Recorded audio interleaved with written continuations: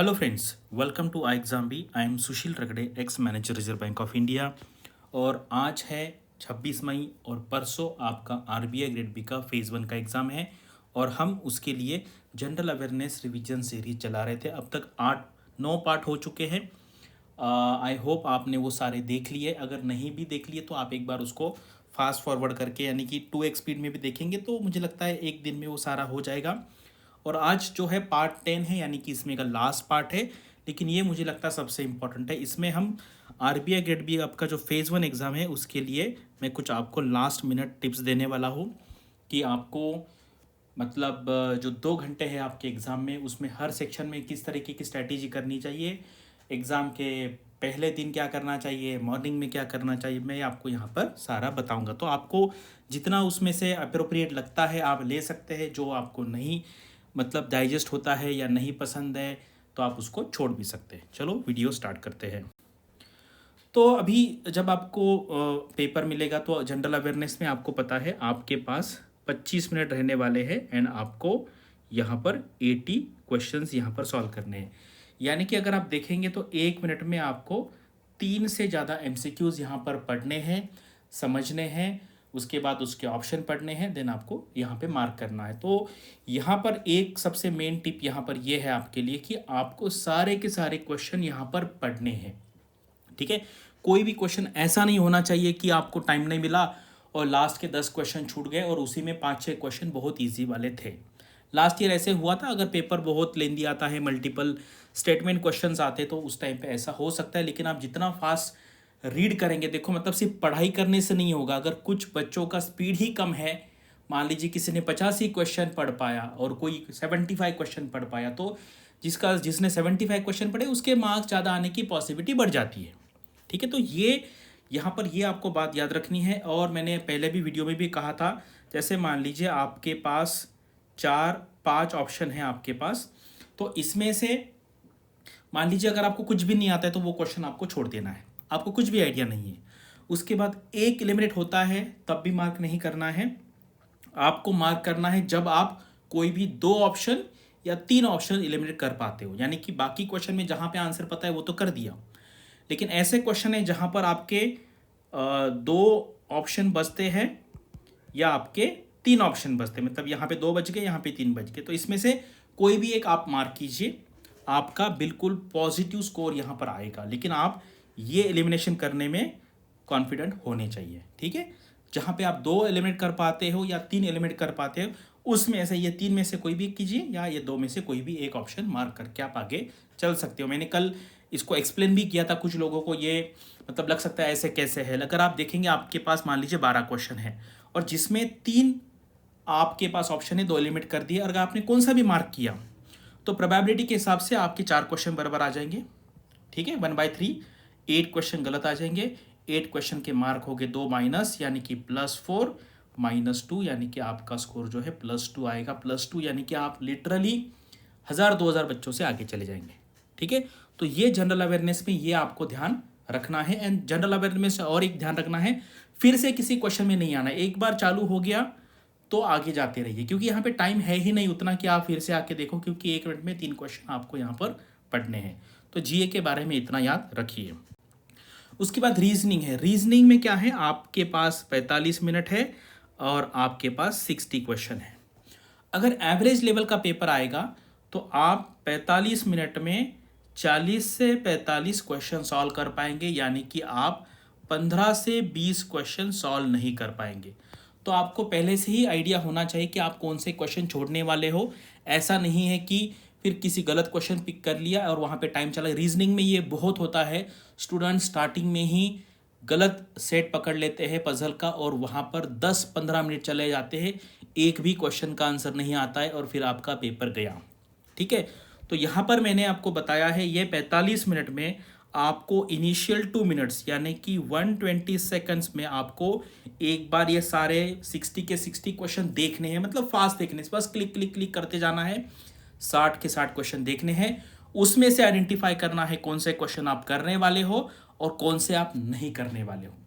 ये 120 सेकंड्स में आपके दिमाग में, उसको हम कहते हैं सबकॉन्शियस माइंड में आपका थिंकिंग चालू हो जाएगा। उसके बाद ये 2 मिनट होने के बाद फिर आप, और पहले कभी भी इंडिपेंडेंट क्वेश्चन लेना है, ग्रुप वाले क्वेश्चन बाद में लेना। ग्रुप वाले यानी कि पजल है 5 क्वेश्चन है, सिटिंग अरेंजमेंट है 5 क्वेश्चन है, ऐसे क्वेश्चन बाद में लेना है। जो इंडिपेंडेंट क्वेश्चन है वो पहले लेना है। ऐसे आपको कम से कम 30 क्वेश्चन मिलेंगे, यानी कि पहले 30 मिनट में आपके 30 क्वेश्चन हो जाने चाहिए। उसके बाद 1 मिनट दे के, यानी कि 60 सेकंड दे के आपको क्या करना है, जितने पजल है, मान लीजिए 4 पजल या 5 पजल है, उसमें से पजल आइडेंटिफाई करना है, 1 2 3 4 5। इसमें से सबसे डिफिकल्ट पहले एलिमिनेट कर दो, ये एलिमिनेट कर दो, और फिर ये तीनों फिर आप ले लो स्टार्ट कैलकुलेशन, मतलब आपको सॉल्व करने के लिए। तो इस तरीके से रीजनिंग में आपकी स्ट्रैटेजी रहनी चाहिए, और ये स्ट्रैटेजी नॉर्मल पेपर जब है तब रहनी चाहिए। तो ऑन द स्पॉट आपको डिसीजन लेते आना चाहिए कि पेपर अगर बहुत डिफिकल्ट है तो आपको ऑन द स्पॉट आपकी स्ट्रैटेजी चेंज करती आनी चाहिए। या पेपर बहुत इजी है, जैसे आरबीआई असिस्टेंट का होता है जहां पर रीजनिंग में लोगों के 35 आउट ऑफ 35 मार्क आ जाते हैं, तो अगर ऐसी एक्सट्रीम कंडीशन आ जाता है आती है, यानी कि बहुत इजी बहुत डिफिकल्ट, तब आपको उस टाइम पे आपको डिसीजन लेना पड़ेगा। ठीक है, वो आपको याद रखना है। अभी आते क्वांट में। क्वांट में आपके पास 25 मिनट है, आपके पास 30 क्वेश्चन है। तो आइडियली पकड़ लेंगे हम 25 में से हम 25 क्वेश्चन करने का ट्राई करेंगे, यानी कि 5 क्वेश्चन मैं छोड़ने वाला हूं। तो आपको जैसे रीजनिंग में मैंने 3 मिनट बताए देखने के लिए, वैसे क्वांट में 1 मिनट देके सारे के सारे क्वेश्चन यहाँ पर देख लो, 30 के 30 क्वेश्चन देख लो। देखना है मतलब जस्ट गो थ्रू करना है। ठीक है, इसमें से आइडेंटिफाई करेंगे हम कि यहाँ पे भी इंडिपेंडेंट क्वेश्चन पहले करना है, यानी कि पहले 15 मिनट में आप 15 क्वेश्चन करने का ट्राई करो इंडिपेंडेंट क्वेश्चन। एंड फिर रिमेनिंग जब आपके पास 10 या 15 मिनट मिलते हैं, उसमें भी आप फिर सेलेक्ट करो कि अगर मान लीजिए डीआई के टाइप के 2-3 सेट है, तो उसमें से कौन सा करना है कौन सा नहीं करना है, वहाँ पर आप डिसीजन ले सकते हैं कौन सा करना है। तो सॉरी, अदरवाइज क्या करते सारे के सारे बच्चे क्वेश्चन ले लिया और चालू कर दिया, ऐसा नहीं है। आप अपने अपने हिसाब से क्वेश्चन सेलेक्ट कर सकते हैं, आप कौन सा भी क्वेश्चन पहले कर सकते हैं, कौन सा भी बाद में कर सकते हैं। तो इसलिए ये जो 1 मिनट है स्टार्टिंग का, ये पूरे क्वेश्चन गो थ्रू करना बहुत इंपॉर्टेंट है। इसमें कौन से क्वेश्चन मुझे छोड़ना है, कौन से क्वेश्चन करना है, वो आप पेपर पे साइड में लिख लेना है। ठीक है, तो क्वांट में ऐसे करना है, ऐसा नहीं कि लिया और स्टार्ट करना चालू किया। पहले 1 मिनट में देखना बहुत ज़रूरी है। 25 में से 1 मिनट ये इन्वेस्टमेंट है, ऐसा मत सोचिए कि ये टाइम वेस्टेज है, ये इन्वेस्टमेंट है, ये करने से आपको काफ़ी फ़ायदा होगा।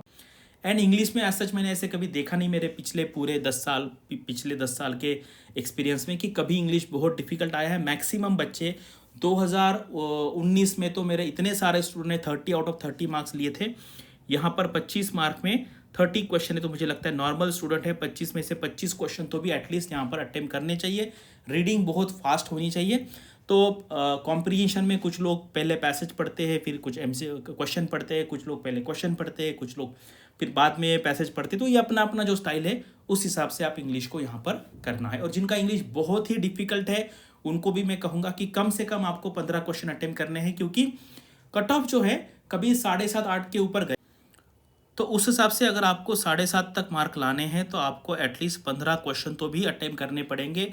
आपका इंग्लिश वीक भी है तो आपको 25 मिनट तो यहाँ पर स्पेंड करना ही करना है, आप दूसरे सेक्शन में नहीं जा सकते। तो इसलिए जो पैसेज वाला क्वेश्चन होता है उसमें काफ़ी सारे क्वेश्चन होते, तो पैसेज एक बार पढ़िए, फिर क्वेश्चन पढ़िए, फिर क्वेश्चन पढ़िए, फिर पैसेज पढ़िए। इस तरीके से आप कर सकते हो जो लोगों को बहुत दिक्कत आती है इंग्लिश में, क्योंकि हमारा काम है कट ऑफ क्लियर करना है। ठीक है, लास्ट ईयर कट ऑफ जो था वो 6 मार्क था। ठीक है, कभी कभी 7.5 भी जाता है, उसके ऊपर जनरली मैंने देखा नहीं है। तो ये हो गई अलग अलग सेक्शन की स्ट्रैटेजी। अब ये आते हैं एग्ज़ाम सेंटर में। तो एग्ज़ाम सेंटर में आपको जो टाइम दिया है उसके 1 घंटे पहले आपको वहाँ पर पहुँचना है। ठीक है, वहाँ पर पहुँचिए, साइड में कहीं तो भी बैठिए। आपने अगर कुछ मटेरियल लाया है तो उसको देखते रहिए, किसी ज़्यादा लोगों से बात मत कीजिए।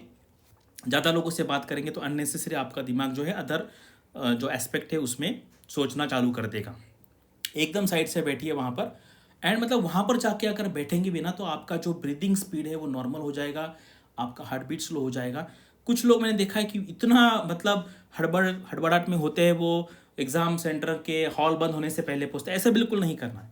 1 घंटे पहले जाके वहाँ बैठना है, क्योंकि ये आपके लाइफ का सबसे इम्पोर्टेंट दिन है। तो 1 घंटा पहला जाके वहाँ पर एग्ज़ाम सेंटर में बैठिए। ठीक है, बिल्कुल ऐसा मत कीजिए कि 5 मिनट पहले पहुंच रहे, 2 मिनट पहले पहुंच रहे, ऐसा बिल्कुल नहीं करना है। कंप्यूटर सिस्टम चेक कर लेना है, कभी कभी माउस नहीं चलता है, कभी कभी फिर आप देख लीजिए कभी कभी कुछ लोगों से पैर से वायर निकल जाती है, सिस्टम बंद हो जाता है, तो वो सिस्टम देखना भी बहुत ज़रूरी। छोटी छोटी चीज़ें है, लेकिन मैंने देखा है कि काफ़ी सारे स्टूडेंट ने ऐसा फेस किया है। स्पेसिफिकली जो टाइपिंग वाला होता है ना, एक लड़के ने मुझे कहा, स्टूडेंट ने, कि सर मैं ए दबा रहा था तो वहाँ पे आई आ रहा था, कुछ अल्फ़ाबेट चल ही नहीं रहा था। इसलिए यहाँ पे अभी ऐसा कुछ नहीं है आपका, लेकिन एटलीस्ट आप माउस और बाकी सारी चीज़ें देख लीजिए, वायरिंग कहाँ पर है, ऐसा ना हो जाए आपका पैर लग के वो वायर निकल जाए। तो ये सारा सिस्टम है, आप यहाँ पर थोड़ा सा देख सकते हैं, ये देखना भी एक इम्पॉर्टेंट बात है। उसके बाद डॉक्यूमेंट्स क्या क्या मांगा है, आपका एडमिट कार्ड है, ये है वो, जो कुछ भी डॉक्यूमेंट वहाँ पर लिखे हैं वो सारा आप वहाँ पे लेके जा सकते हैं। अगर आपको मान लीजिए आपका हॉल टिकट है, उसके 2-3 कॉपीज़ भी ले जा सकते हैं आप, अगर वहाँ पे उसको कैलकुलेशन करने को मिले एडिशनल पेजेस तो वैसा हो सकता है। बाकी कोई मत लेके जाइए, जो जो वहाँ पर मांगा है आप एडिशनल कॉपी लेके जाएंगे तो कोई प्रॉब्लम नहीं होगा, बस आपको एडिशनल एक पेज यहाँ पर मिल जाएगा।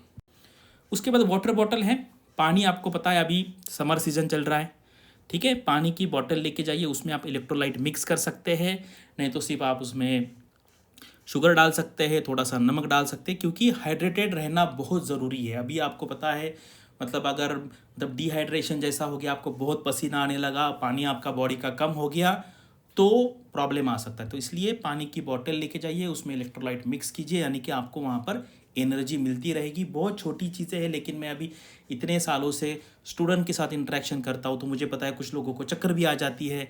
अगर वहाँ पे अलाउड है तो आप, कुछ लोग चॉकलेट बिकलेट भी लेके जाते हैं अंदर, देखिए अलाउ, मुझे लगता है चॉकलेट लेके जाना प्रॉब्लम नहीं, क्योंकि क्या होता है, शुगर इनटेक करने से आपकी एनर्जी बढ़ जाती है और आपका थिंकिंग जो है ब्रेन का वो भी फास्ट हो जाता है। तो ये भी चीज़ आपको याद रखनी है।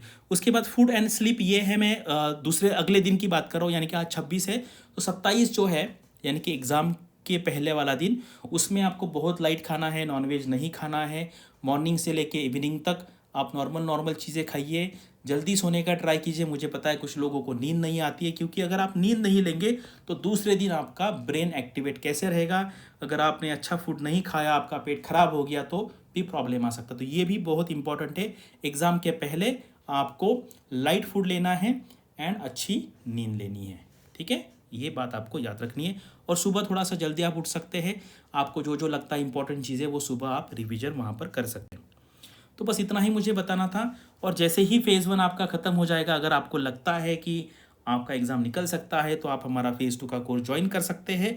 एंड मतलब आपका अगर बैड लक है, आपका अच्छा एग्ज़ाम निकला नहीं है, तो फिर आपको नुकसान नहीं होगा, हम आपका पूरा का पूरा जो फीस है वो रिफ़ंड कर देंगे।